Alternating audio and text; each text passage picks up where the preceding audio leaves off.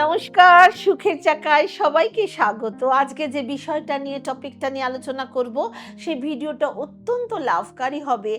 আজকে আপনাদের সাথে যে বিষয়টা নিয়ে আলোচনা করব, সেই বিষয়টা হচ্ছে বিবাহ নিয়ে। আপনারা কিভাবে ১ মিনিটের মধ্যে জানতে পারবেন আপনাদের বিবাহ কিভাবে হবে? জ্যোতিষ মতে বিবাহ দেখার প্রসেস অনেক রকম আছে। কিন্তু আজকে আপনাদেরকে একটা নতুন ট্রিক্স বলে দেব, যেটাতে আপনি ১ মিনিটের মধ্যে জানতে পারবেন আপনার বিবাহ কেমন হবে।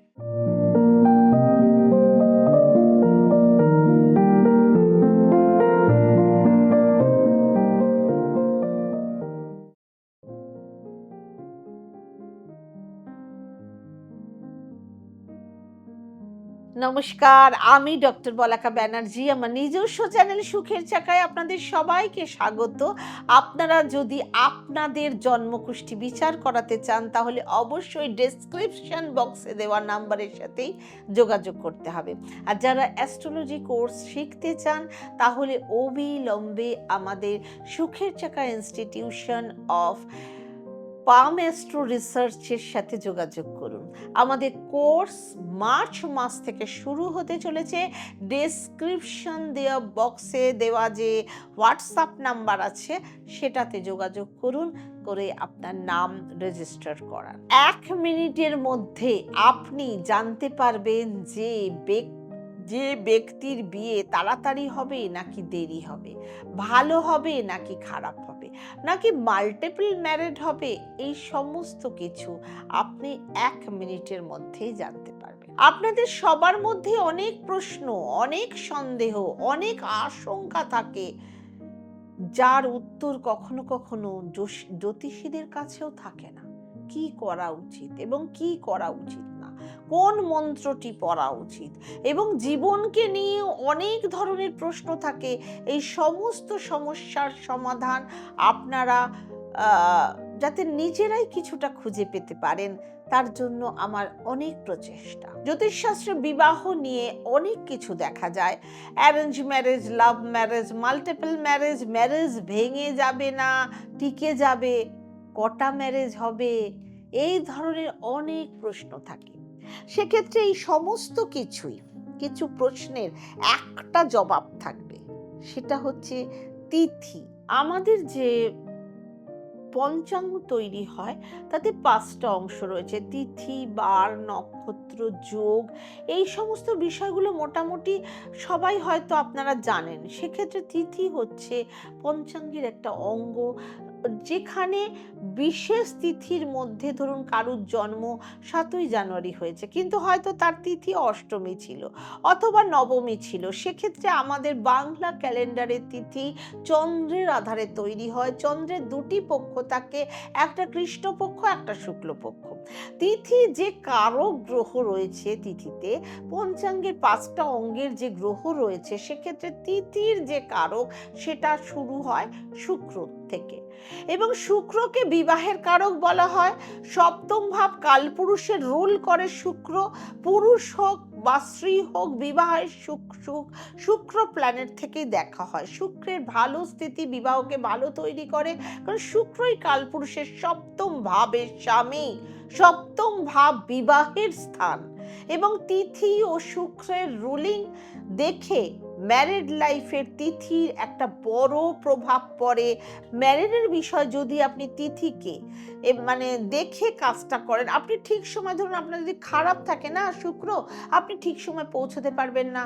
আপনি জন্মকুষ্ঠী দেখে নেন, নক্ষত্র দেখে নেন, কিন্তু তিথিকেও আপনাকে ঠিকভাবে দেখতে হবে। যদি আপনি ঠিকঠাক তিথিকে না দেখেন, তাহলে আপনি ভালো প্রেডিকশন করতে পারবেন না। সেক্ষেত্রে আজকে প্রথমেই তিথিকে নিয়ে আলোচনা করব, যে কিভাবে তিথির লট বার করতে হয়। এটা অনেক জ্যোতিষী জানেন না।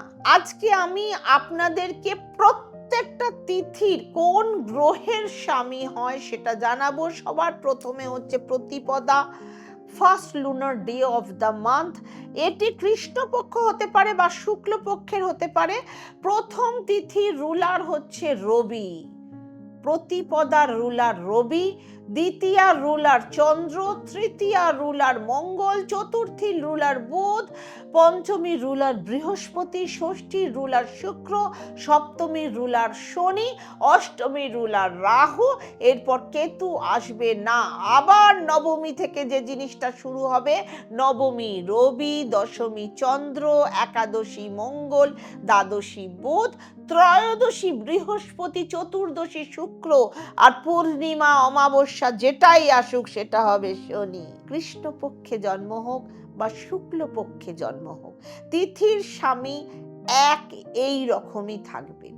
পূর্ণিমা অমাবস্যার দুজনের স্বামী হবেন শনি। কেতু এই কর্মে একদমই আসবে না, কারণ কেতুর এখানে খুব একটা বড় রুল আছে, আপনাদের সাথে সেটা শেয়ার করব বিবাহের আলোচনায়। এক্ষেত্রে যখন আপনি কোনো ব্যক্তির পত্রিকা বানাবেন, সবার আগে আপনাকে দেখতে হবে তার তিথি কিরকম রয়েছে। ধরুন আপনি দেখলেন কারো জন্ম তৃতীয়ায় তিথিতে হয়েছে এবং দেখলেন তৃতীয়া তিথির স্বামী মঙ্গল, তাহলে আপনাকে কি দেখতে হবে?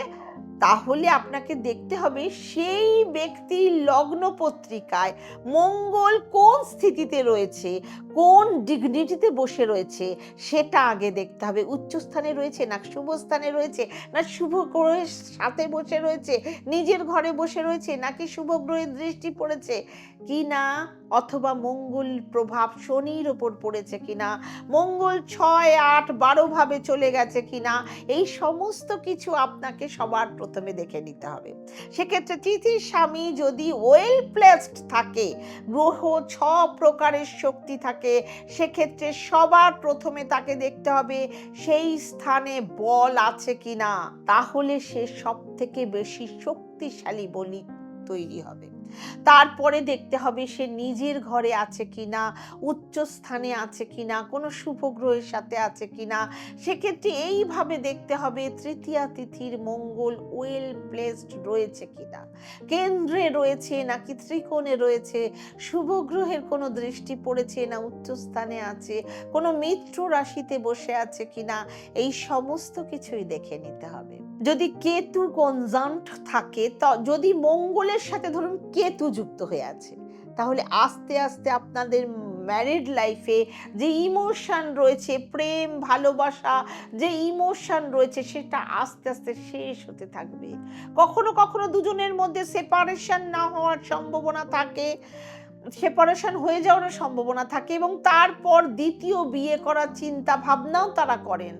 আমি কখনো কখনো এমন ধরনের চার্ট দেখেছি, যে ধরনের চার্টে অ্যানালাইসিস করে দেখা যাচ্ছে, জানতে পারছি 1, 2, 3 কত বিবাহ করে ফেলেছে, মাল্টিপল কতগুলো হবে সেগুলোও জানা যেতে পারে। সেক্ষেত্রে শুক্রের আগে বা পিছনে বা সাথে যদি কেতু থাকে, তাহলে বিবাহতে প্রবলেম আসবেই আসবে। এবং যদি তিথির স্বামী সাথে কনজাংক্ট হয়ে থাকে কেতু, তাহলে দুটো বিবাহের যোগ তৈরি করে এবং বিবাহে কোনো খারাপ পরিস্থিতি তৈরি করে। এবার হয়তো আপনারা বলবেন এর উপায় কি আছে। সেক্ষেত্রে আজকে আমি আপনাদের উপায়ও বলে দেবো কি করলে আপনাদের ম্যারিড লাইফের ছোট ছোট সমস্যা প্রবলেম দূর হবে। কেতু কি? কেতু হচ্ছে অন্ধকার, একাকিত্ব, সাধনা। মন কেতুর দুনিয়ায় অন্য কোনো বিশেষ বিষয়ের সাথে লেনাদেনা নেই, যেটা শুক্রের লেনাদেনা রয়েছে। সেক্ষেত্রে এই ধরনের ব্যক্তিদের কি করা উচিত? যদি আপনারা বিবাহ করেন, এনার্জি অ্যালাইনমেন্টের কথা যদি বলি, তার আধারে বলবো কেতুকে আপনাদেরকে খাবার প্রোভাইড করতে হবে, নয়তো আস্তে আস্তে আপনাদের শুক্রকে বা তিথির লর্ডকে সে খেতে শুরু করে দেবে। সেক্ষেত্রে কেতুর ফিল্ড হচ্ছে সাধনা, স্পিরিচুয়ালিটি, অকাল্ট, মেডিটেশন। এই ধরনের কাজের মধ্যে আপনাকে নিয়োজিত থাকতে হবে বেশ কিছুক্ষণ। এই ধরনের জিনিসগুলোকে শেখা শুরু করুন, এবং আপনার চার্টে এই সমস্ত কিছু যদি থেকে থাকে, তাহলে এত ভয় পাওয়ার কিছু নেই। ভগবান শিব পার্বতীর একসাথে আরাধনা করুন, এটাও খুব ভালো একটা উপায়। এবং দ্বিতীয় উপায় হচ্ছে গৌরী শঙ্কর রুদ্রাক্ষ ধারণ করতে পারেন। এবং কেতুর যত কিছু অ্যাক্টিভিটি রয়েছে, মানে হাতের যে সমস্ত কাজ রয়েছে, কোনো মিউজিক্যাল মেশিন চালানো, পেইন্টিং করা, সেলাই করা, হাতের যে কোনো কাজই হোক না কেন, এই সমস্ত কেতুর অ্যাক্টিভিটিতে করা উচিত। তাহলে হয়তো আপনার বিবাহ, আপনার ম্যারেড লাইফ ঠিক হতে পারে। সাধনা করুন, মেডিটেশন করুন, স্পিরিচুয়াল কানেকশন বাড়ান। যাদের এই শুক্র এবং কেতু একসাথে রয়েছে, বিশেষ করে কোনো মহিলার পত্রিকায় যদি থাকে, তাহলে কখনোই কেতুকে মানে বল প্রয়োগ করতে দেওয়া উচিত না। ধরুন যদি আপনি সারাদিন বাড়িতে রয়েছেন কিন্তু নিজের যত্ন নিচ্ছেন না, চুল আঁচড়াচ্ছেন না, নিজেকে সাজিয়ে গুজিয়ে রাখছেন না, তাহলে মনে করবেন আপনি কেতুকে অ্যাক্টিভেট করছেন। সেক্ষেত্রে নিজেকে সাজিয়ে গুছিয়ে রাখুন, পরিষ্কার পরিচ্ছন্ন রাখুন, নিজেকে গ্রুমিং করুন, তাহলে মনে করবেন আপনি আপনার শুক্রকে অ্যাক্টিভেট করছেন, আপনার শুক্রকে শক্তিশালী করে তৈরি করছেন। সেক্ষেত্রে আপনাকে সব সময় শুক্রকে অ্যাক্টিভেট করতে হবে। মিউজিক করুন, হাতের কাজ করুন, কবিতা লিখুন, ড্রয়িং করুন, এবং হাতে কোনো সেলাই তৈরি করুন, সেলাই করুন। এই সমস্ত কাজ আপনার শুক্রকে স্ট্রং করবে। সুতরাং দেখুন, যোগ যদি থাকে, ভয় পাওয়ার কিছু নেই, তার জন্য উপায় করতে হবে। আর সব সময়ের জন্যই যদি 15-15 মিনিট সকাল সন্ধ্যায় জপ ধ্যানে যারা নিয়োজিত থাকে, তাদের মধ্যে ট্রান্সফরমেশন হবে। আস্তে আস্তে তাদের জীবনধারা বদলে যাবে, তাদের রাগ, জেদ, অভিমান এগুলো কমে যাবে, তারা একটা নৈসর্গিক সুখ, আনন্দ উপলব্ধি করতে পারবেন। বিশ্বাস করুন, আমার মধ্যে যেটা হয়েছে সেটাই আমি আপনাদের সাথে শেয়ার করি। সুখে থাকুন, ভালো থাকুন, আর জীবনটাকে সুন্দর করে সাজিয়ে নেওয়ার জন্য অবশ্যই সুখের চাকার সাথে একবার যোগাযোগ করুন। ওম শান্তি।